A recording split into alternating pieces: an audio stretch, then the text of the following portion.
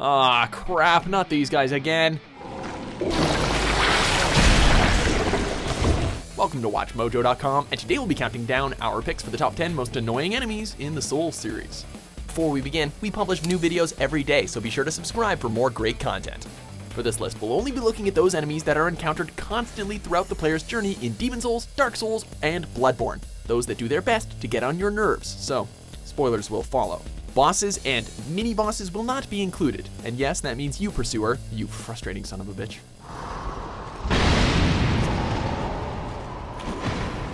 Number 10, Great Bow Silver Knight, Dark Souls series.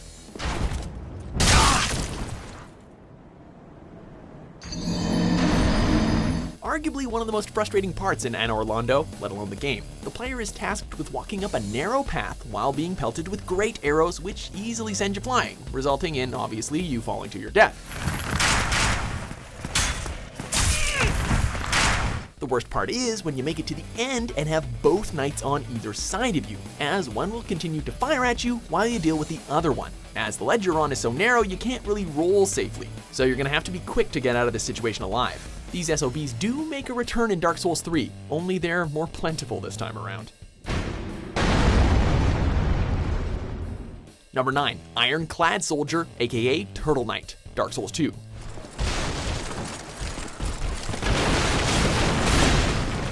They may have been bearable in the original Dark Souls 2, but Scholar of the First Sin dropped so many of these armored turtles in that they may just make a new player step away from their console in order to collect themselves.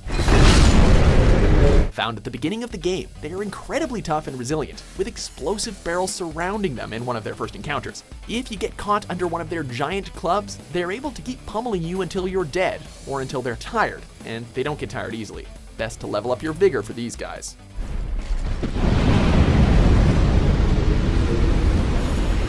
Number 8, Brainsucker, Bloodborne.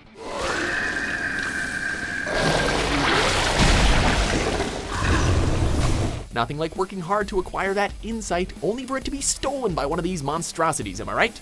Hideous looking and gross sounding, these creatures can spam arcane flares to trap you, allowing it to close the gap and suck your brain for 2 insight if you don't break free, as well as inflict massive damage. And just as you recover from it, they do it again.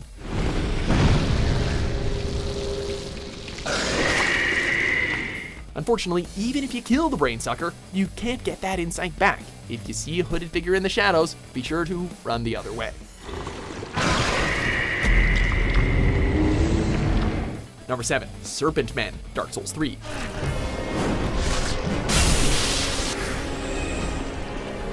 In arguably the toughest area of the game, these things litter the zone. They're all around agile and strong, with many different attacks, and some can even use pyromancy. The fact that there are so many of them makes traversal through Archdragon Peak such a hassle, especially when you run into their larger counterparts, who have seemingly infinite poise and swing at you repeatedly without ever running out of stamina. Damn, what are their axes made out of anyway? Plastic? Ugh, it sure doesn't feel like it. It gets even more annoying when you've got to juggle dealing with these guys when you have a dragon breathing fire down your neck.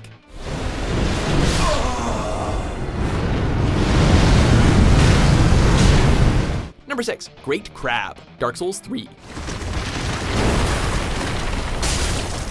The way the Great Crab's little legs move so rapidly sends shivers down our spines. Any unsuspecting player would sure to think that this thing is a mini-boss, only to die moments after beating it and see that it has respawned. With high attack and health, most players simply avoid these creatures rather than having to fight them.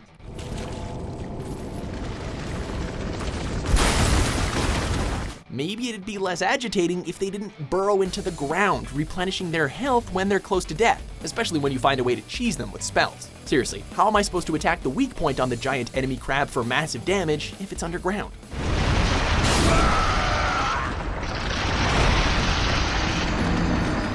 Number 5, Jailer, Dark Souls 3.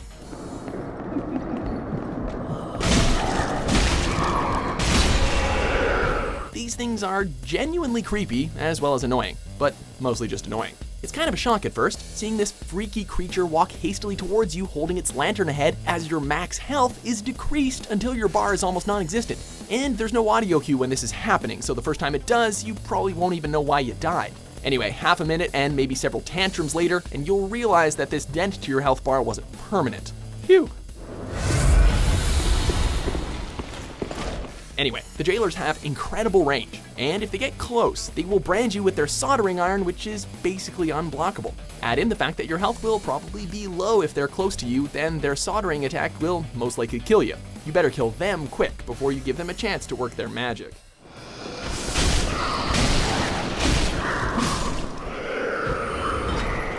Number 4, Poison Statue Cluster, Dark Souls 2. If you thought the poison shooting statues in the Black Gulch were bad, wait until you get a load of these guys. You won't be able to tell at first, but the cluster is sitting atop a strange turtle-like enemy that follows you around while the statues shoot poison at you in all directions. It's immensely frustrating as you try to kill the creature while evading the poison.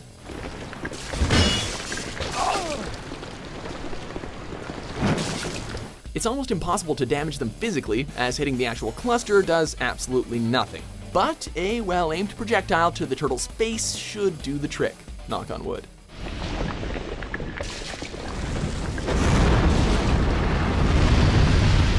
Number 3, Bone Wheel Skeleton, Dark Souls.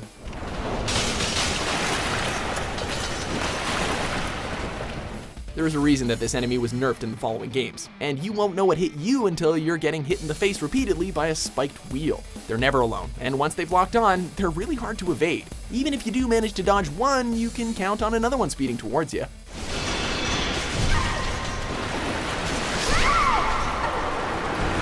If they land a successful hit, they're capable of killing you in one go, unless you've really leveled up your vitality. Dodging skills are a must for these battles, so if you're fat rolling, it's time to lose some layers.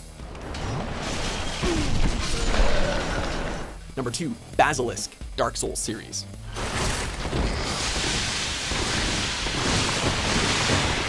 At first glance, these frog-like creatures seem like pushovers. They're weak and they're really easy to kill. Soon though, they become your worst nightmare. If you're caught in their smog for too long, you get cursed, which results in instant death. Another unwelcome entry in an already long list of ways to die in this punishing series.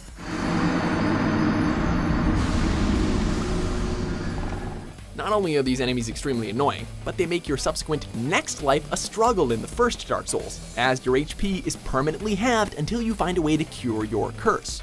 Man, the game's hard enough as it is, and they have to go and halve your HP. Let's just be glad it only kills you in the following games. That, I guess we're used to. Before we unveil our top pick, here are a few honorable mentions.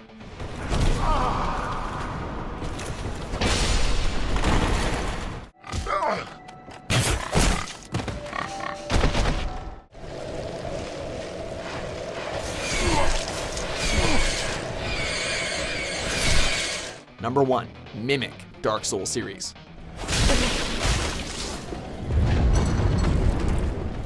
Ooh, a treasure chest! Wait, why does it have teeth? Why does it have arms and legs? Okay, now it's eating me.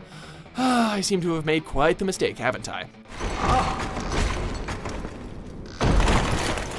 Once you figure out that you can see the chests breathing, it's not too hard to identify which are real and which are mimics. Still, if identifying the mimic was all there was to it, it wouldn't make the list of annoying enemies now, would it? But they're incredibly tough, and their kicks will one-hit kill you if you're not constantly leveling up that health of yours. Their grapples, in and out of chest form, do incredible damage too. Luckily for you, they still hold treasure, you just have to kill them first.